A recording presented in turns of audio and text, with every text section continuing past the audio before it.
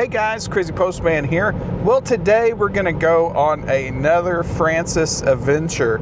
So a couple of weeks ago, if you watched my video, I'll link it down in the description somewhere, we got a press release from Francis saying they're going to be doing all these upgrades to their Oklahoma network. And that really excited me because you know how much of a hard time I've been giving them. In that video, we drove around looking for station work, but we didn't find any. Well, last week, to pretty big fanfare, including the governor of Oklahoma, their first Francis Supercharger was opened. Now, these are the Tesla Superchargers that are white labeled that businesses can purchase and use as their own product. Since my invitation mysteriously got lost in the mail, I didn't get invited to the big opener celebration, so that's okay. I'm gonna go check it out anyway. This station happens to be in Norman, Oklahoma, and it's about 2 hours away from my house. So 2 hours there, 2 hours back. And you know, yesterday the weather was nice. It was like 50 or 60 degrees. Today, right now it's 34 degrees and windy, so it figures. So I noticed a couple of interesting things last night when I was planning this trip. Number one, this station doesn't show up in the Francis app. I looked all around. The one across the highway shows up, but this one does not show up in the Francis app. I even filtered by NACS plugs, and the closest ones were way down in Texas. So I'm not sure why this isn't in the Francis app, why they would spend a lot of money opening a new station and not show it in the app. Now, this station does show in the Tesla app, albeit it has some old pictures. It shows the old Francis Chargers at the location. I thought that was kind of funny. Editor Crazypostman here. I thought I would jump in real quick and say those are definitely not the right pictures attached to this station. That doesn't even look like the same area.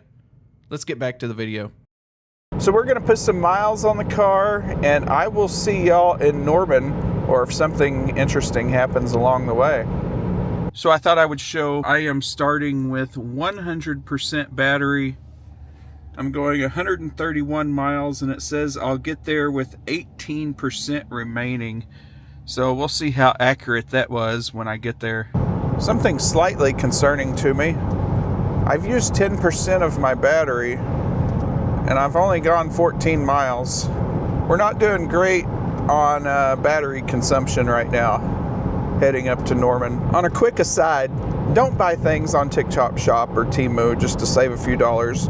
I bought this camera holder. It's supposed to stick to my phone holder here via a magnet and hold my camera, but it sticks about as good as a greased noodle on a wet pig, so don't do it. You might break your camera. I had my camera here about to film the opening shot, and it fell straight into the floorboard.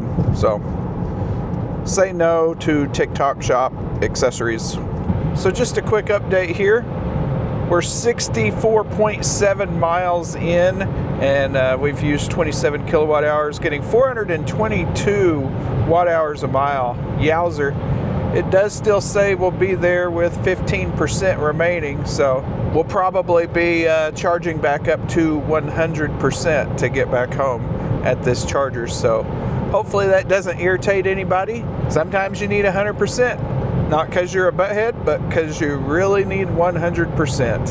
Another quick update, 52 miles and 47 minutes before arrival.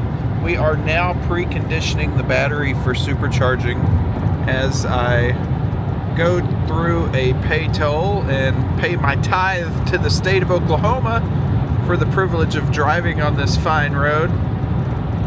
What are we paying today? $2.25. Nice. Right up here at this McDonald's, there is a very convenient Francis on the interstate.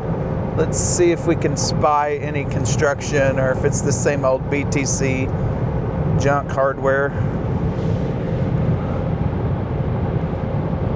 Nope, it's the same.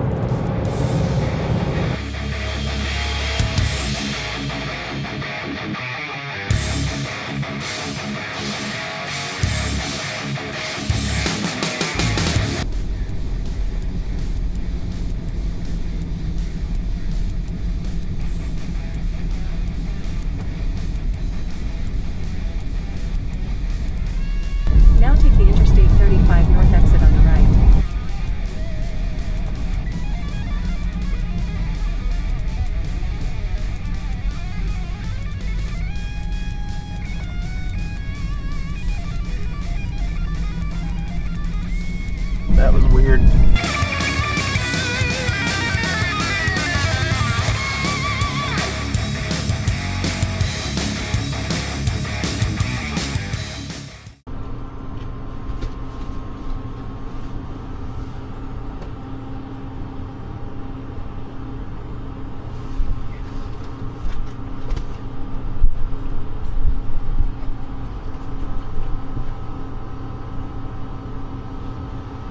That was a very easy plug-in experience. It was just like using a Tesla Supercharger. I should be fully preconditioned, so I should get 250 kilowatts. So this site is completely filled now. I think we got a site limit situation going on because I only have 182 kilowatts coming in, and I should be getting full speed right now, 16% and fully preconditioned.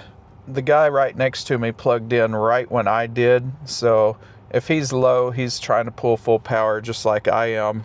There's two other people parked just to my right. It does say this is a high usage supercharger station, and it set my charge limit to 80, which was at 100, but I need 100, so I'm going to bump it back up to 100.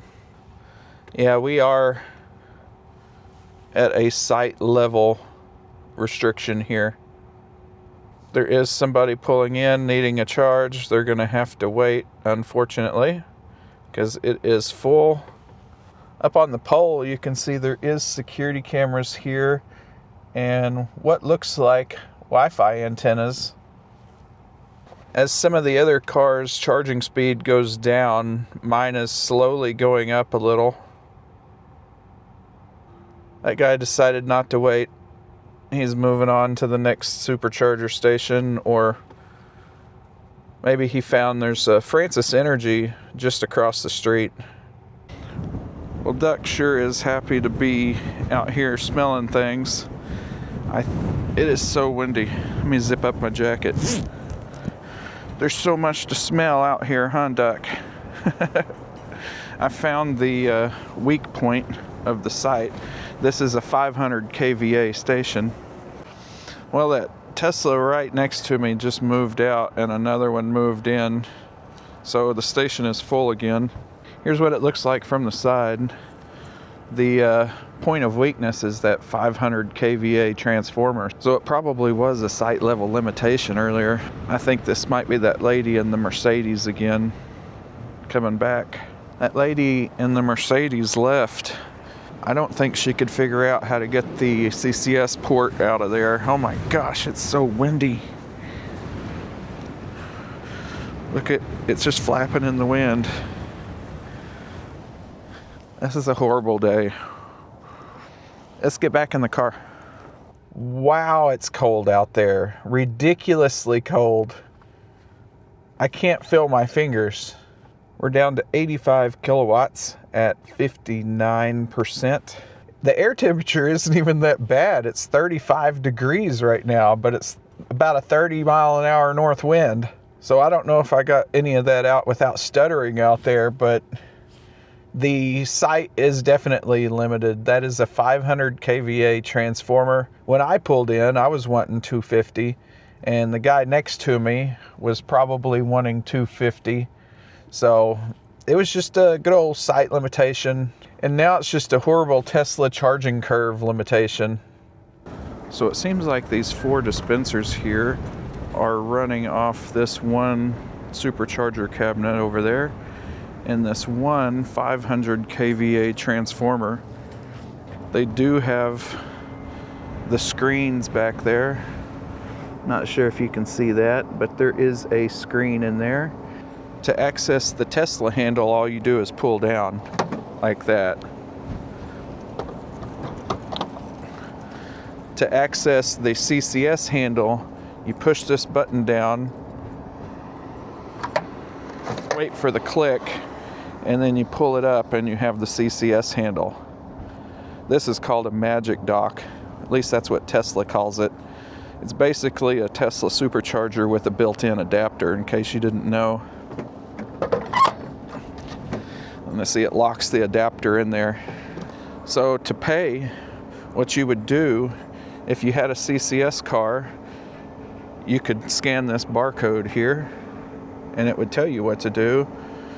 You could have the Tesla app already out and ready to go, and it tells you what stall you're at right here, number 1D. It also says down there on the bottom, 1D.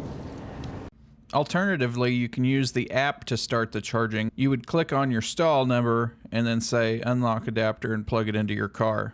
So say you pulled up in that lady that pulled up earlier and didn't know what to do in her Mercedes. You pull up and you plug in. So you access the CCS. You plug in your car, and then here on the screen it will tell you to tap to pay. The other 3 dispensers you back up to just right in the middle of the parking spot, so you can go to either side. This one is a pull-in spot. So if you drive a Tesla, you would pull in here. If you drive anything else that has a super weird charging location, you might use this one. Might help you out. While you're charging here, you can see it tells you what percentage you're at, your charging rate, how long you've been here, and the total energy delivered. You can hear quietly the fans running down there. And the magic dock, it stays up there. This Tesla next to me backed into this pull-in station, so this isn't going to work.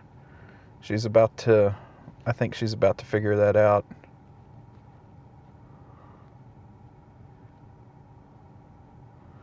Yep. All right, so I'm not going to wait till 100%. I've decided. We are down to 23 kilowatts at 95%.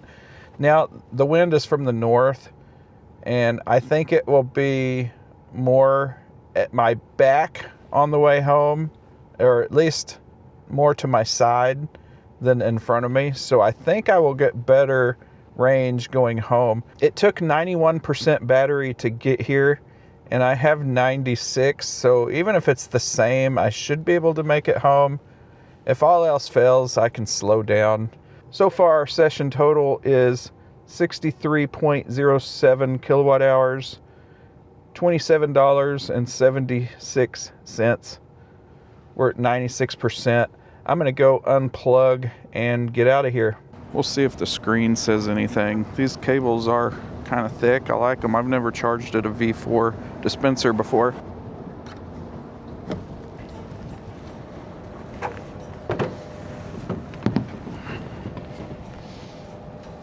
On the screen says charging complete, 51 minutes, 63.36 kilowatt hours delivered. Just plug that thing back in and let's get out of here. All right, so that was my experience here at the Norman, Oklahoma Francis Energy Supercharger. It worked flawlessly. It did have a site limitation. I would rather have a site limited Tesla Supercharger and know it's going to work than a sketchy BTC hardware station that's across the street over there that who knows if it's going to work or not. So we had a positive experience today. Thank you, Francis Energy, for installing the new superchargers. They are very nice. I can't wait to see them at Lawton and Cherokee Travel Mart. Now, speaking of Cherokee Travel Mart, I did notice last night when I was looking for this station that Cherokee Travel Mart shows offline. I don't know if they are working on the upgrade right now, but kind of interesting that all of them show offline. So maybe in a month or two, we'll have a nice Francis Energy Supercharger station at Cherokee Travel Mart. Hurry up and get to Lawton too, Francis. Thanks for watching, and I will see y'all in the next one.